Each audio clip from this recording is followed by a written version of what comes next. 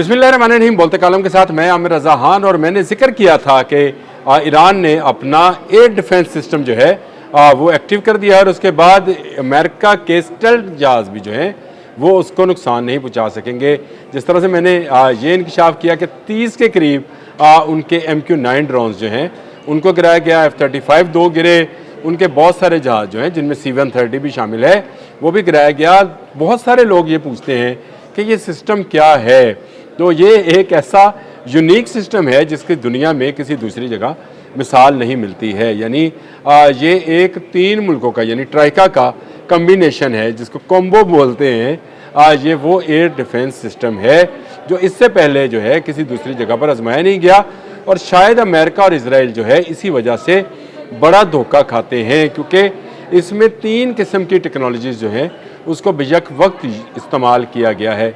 इस air defence system के अंदर कौन कौन से मुल्क ने शिरकत की और क्या क्या उसमें पार्टिसिपेट किया है और किस तरह से इसको जो है बेहतर से बेहतर अंदाज में ईरान इस्तेमाल कर रहा है, ये मेरे आज के बोलते कालम का मौजू है। जी हाँ, सबसे पहले बात कर लेते हैं ईरान के इस एयर डिफेंस सिस्टम को जिसको कहा जाता है layered hybrid network. Layer hybrid यानी मुख्तलिफ लेयर्स में ये काम करता है, इसलिए लेयर्ड है। हाइब्रिड ये इसलिए है कि मुख्तलिफ जो है टेक्नोलॉजीज़ का ये कम्बिनेशन है, यानी कसीरुल जहती इम्तजाज है। ये मुख्तलिफ टेक्नोलॉजी को इस्तेमाल किया गया है और इसका सबसे बड़ा जो है कंपोनेंट जो इसको कहते हैं वो रूस का S-400 है। वैसे तो S-300 ख़रीद चुके हैं, लेकिन S-400 के मतलब इतला है कि अब ईरान जो एयर डिफेंस सिस्टम इस्तेमाल कर रहा है उसमें S-400 के मिसाइल इस्तेमाल कर रहा है, जबकि उसमें जो एक और टेक्नोलॉजी को उन्होंने किया वो चीन की HQ-9B टेक्नोलॉजी है। ये बिल्कुल एक डिफरेंट टेक्नोलॉजी है। ये रडार्स की मदद से काम करती है और ये इसमें जो है इस्तेमाल की जा रही है। रूसी सिस्टम की तकनीकी तल्लक है, क्योंकि जो S-300 और S-400 हैं ये भी असल में चीन ने ही इन्हीं का रेप्लिका जो है वो HQ-9B में बनाया था। लेकिन ईरान ने क्या किया, उसने रडार सिस्टम जो है वो चीन का उठाया HQ-9B का, और जो मिसाइल सिस्टम है वो रूस का उठाया और यानी रूसी सिस्टम का जो कि S-300 S-400 का है। और ये कम्बिनेशन जो है इसको बनाने के बाद उसने इसका नाम जो है या इसको जो है बीवार या बावर, ये इस नाम की ज़रा मुझे कन्फ्यूजन है कि ये बावर जो है सिस्टम जो है उसके साथ इसको इंटीग्रेट किया है। इसलिए ये मीडियम, शॉर्ट और लॉन्ग रेंज की 3 लेयर्स में काम करता है।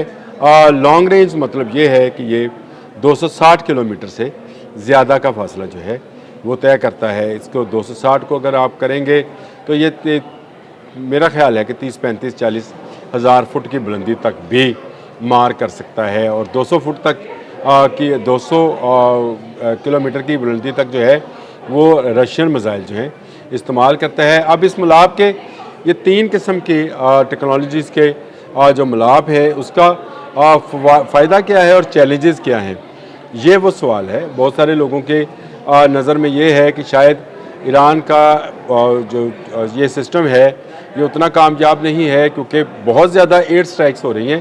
तो एयर स्ट्राइक्स तो दुनिया के किसी मुल्क में भी हो सकती हैं। जिस तरह अमेरिका बड़ी तादाद में हमला करता है या जिस तरह बड़ी तादाद में मिसाइल्स और जहाज़ और ड्रोन्स और बॉम्ब्स आते हैं, उनको रोकना जो है किसी मुल्क के लिए मुश्किल है। लेकिन आप ये देखें कि ईरान ने 40 रोज़ा पहली और 7 जुलाई से शुरू होने वाली, आज 20 है, 19 जुलाई है, तो इन 12 रोज़ में भी 40 और 12 अगर आप जंग के दिनों के हवाले से बात करें तो ये 52 रोज़ बनते हैं। इन 52 रोज़ यानी तकरीबन 2 माह में बहुत कम नुकसान उठाया है और इसके बदले में अमेरिका ने अपने 30 MQ-9 गंवाए। उसने अपना F-35 जो कि स्टेल्थ जहाज़ था और 5th जनरेशन का जहाज़, जदीद तरीन अमेरिका का इस वक्त जहाज़ है, वो गिरे। उसके अलावा उसके C-130, उसके हेलीकॉप्टर्स, उसके KC-135 क्या क्या जो है नुकसान जो है नहीं उठाया। F-18, F-15 ये तमाम गिरे, F-22 गिरा। तो ये वो चीज़ें हैं जो कि इसी सिस्टम ने गिराई हैं, जो कि 3 का कम्बो है, यानी 3 सिस्टम्स का कम्बो है चीन, रूस और ईरान, ये मिलकर इस एयर डिफेंस सिस्टम को बनाते हैं। अच्छा, अब इसके लिए इसका अगर जायज़ा लिया जाए तो ये दुश्मन के लिए मुश्किल क्यों है? रूसी और चीनी सिस्टम्स के रडार जो हैं और फ्रिक्वेंसीज जो हैं ये मुख्तलिफ होती हैं, मुख्तलिफ फ्रिक्वेंसीज़ पर ये काम कर रहे होते हैं, तो इसलिए इनको डिटेक्ट करना जो है ये मुश्किल है अमेरिका के लिए भी, इसराइल के लिए। और मैंने आपसे पहले कहा था कि इसमें चाइनीज़ इलेक्ट्रॉनिक वॉरफेयर का इस्तेमाल ज़्यादा किया गया है। रॉकेट्स इसमें इस्तेमाल रशिया के किए जाते हैं। इलेक्ट्रॉनिक वॉरफेयर जो है या इक्विपमेंट जो है जो कि बाइडो से इंटीग्रेटेड है, और बाइडो वो सिस्टम है नेविगेशन का जिसको अभी तक ब्रेक नहीं किया जा सका है। ईरानी कम्युनिकेशन को क्यों नहीं ब्रेक किया जा सका? ईरानी कम्युनिकेशन को क्यों नहीं जो है अभी तक उनकी जो आपसी गुफ्तगू है उसको पकड़ा नहीं जा सकता? तो इसके पीछे चाइनीज़ टेक्नोलॉजी जो है इन्वॉल्व है, जो किसी और के पास नहीं है। और हमारी इत्तला के मुताबिक ईरानी जो हैं वो बाइडो पर ज़्यादा इन्हिसार कर रहे हैं। मुख्तलिफ ममालिक के सिस्टम को आपस में एक ही कमांड एंड कंट्रोल नेटवर्क से जोड़ना जो है ये एक बड़ा चैलेंज रहा है, लेकिन ईरान ने इसको जो है मुकामी रडार के साथ मिक्स करके जोड़ने में कामयाबी हासिल की है। साइंटिस्ट की ये बड़ी कामयाबी है, और ये आने वाले दिनों में आप देखिएगा बहुत सारे ममालिक इस तरह की टेक्नोलॉजीज़ का आपस में कम्बिनेशन बनाकर एक नया हथियार जो है वो बना लेंगे। ये सिर्फ जो है इस तक दिफाई निज़ाम तक नहीं रहेगा, ये आगे मिसाइल टेक्नोलॉजी में और एरोनॉटिकल इंजीनियरिंग में जो है नई जहतों का जो है वो मज़हर बनेगा। यानी नई जहतें जो नए रास्ते जो हैं वो इसी एक से खुलेंगे। इसमें जो ईरानी लोग हैं वो इसको इस्तेमाल कर रहे हैं, और ये जो है HQ-9B चाइनीज़ जो है ये इनका जदीद तरीन रडार सिस्टम है। इसमें एक्टिव रडार ह्यूमिंग है जो बहुत दूर से आने वाले मिसाइल्स और जहाज़ों का पता चला लेती है। और आखिर में बात कर लेते हैं उन लेयर्स की जो एक के बाद एक जो है ऊपर नीचे जो है वो नज़र आती हैं। ये लेयर्स क्या हैं और इसको किस तरह से इस्तेमाल किया जाता है? तो मैंने आपको पहले बताया HQ-9B जो है इसकी रेंज जो है वो 260 किलोमीटर तक है। 260 किलोमीटर तक इसकी रेंज है। ये असल में इसमें रडार्स जो हैं 260 किलोमीटर तक अपनी तरफ आने वाले दुश्मन को डिटेक्ट कर सकते हैं, जिसमें ये भी टेक्नोलॉजी शामिल है कि स्टेल्थ टेक्नोलॉजी को ब्रेक किया जा सकता है।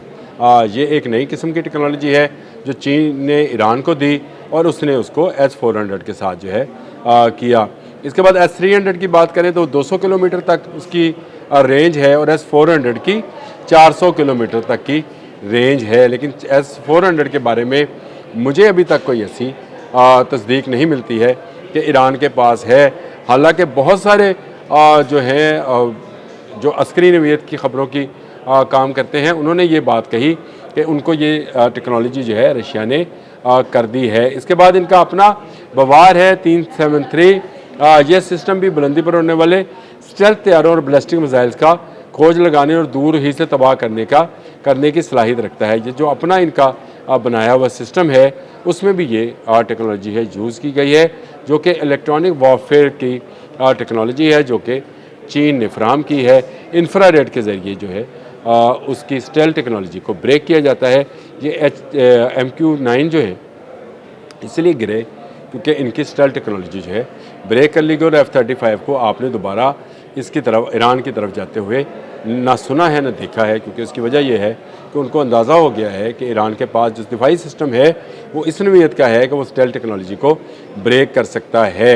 इस तरह मीडियम और शार्ट रेंज और लॉन्ग रेंज जो है ये तीन किस्म की लेयर जो है ये बनाते हैं। इसमें उन्होंने रूस का पेंसर S1 और टॉर M2 ये दो ही सिस्टम्स हैं जो हाल ही में ख़रीदे हैं, और इनको ख़रीदने के बाद ईरानी जो हैं ये मज़ीद जो हैं उनकी निगरानी या उनके रडार्स जो हैं बेहतर अंदाज में काम कर रहे हैं। गो बड़ी तादाद में अभी ईरान ने इस सिस्टम को इंटीग्रेटेड नहीं किया, ये एक दूसरे के साथ नहीं जोड़ा, लेकिन जहाँ जहाँ उसने इस सिस्टम को इंटीग्रेशन मुकम्मल कर ली है और जहाँ जहाँ उसने ये कम्बो बना लिया है, वहाँ वहाँ अमेरिका और इजराइल के लिए ईरान पर स्ट्राइक करना मुश्किल से मुश्किल होता चला जा रहा है। ये एक बड़ी कामयाबी है एक बड़ा दिफाई निज़ाम जो है ईरान लॉन्च कर चुका है। इस वक्त पूरी दुनिया में ये वाहद मिसाल है कि 3 इकसाम की मिसाइल्स, रडार्स और इलेक्ट्रॉनिक वारफेयर को एक ही जगह पर उसका कम्बिनेशन बनाकर 3 लेयर्स जो है सिक्योरिटी दी गई है। ये आने वाले दिनों में आप देखेंगे जैसे जैसे अगर जंग, अल्लाह ना करे, जंग मज़ीद फैलती है तो ईरान बहुत सारे मिसाइल्स और जहाज़ों का जवाब अपने पास रखता है।